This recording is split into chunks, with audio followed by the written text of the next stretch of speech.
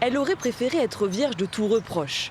Placée sur le domaine public à l'entrée de la flotte, cette statue pourrait bien déménager sur décision de justice, une incompréhension pour les Rétais, habitués à la présence de leur mari.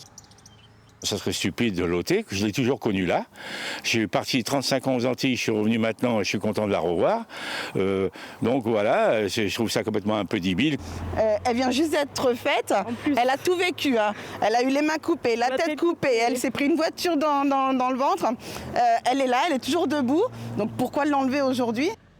L'histoire remonte au mois de mai 2020, lorsqu'un automobiliste percute et endommage fortement la statue. La mairie l'a fait reconstruire à l'identique, mais au moment de sa remise sur pied, au même endroit qu'avant, une association de défense de la laïcité saisit le tribunal administratif de Poitiers. Contacté par téléphone, son président évoque la loi de 1905 qui interdit l'installation de monuments à caractère religieux sur le domaine public. Mais pour les habitants de la flotte, cette vierge fait partie du patrimoine historique de la commune. C'est n'importe quoi, faut plus voir ça comme un signe religieux, mais plus comme un signe historique, je pense. Donc je vois aucunement pourquoi il faudrait le retirer au nom de la laïcité ou quoi que ce soit. Si peut-être il n'y avait pas eu cet accident, malheureusement, peut-être il n'y aurait pas eu de débat et il n'y aurait pas eu même de procédure.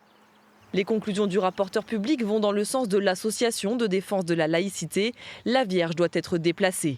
L'avenir de la plus connue des flottaises est maintenant entre les mains du juge. Le tribunal administratif rendra sa décision le 3 mars prochain.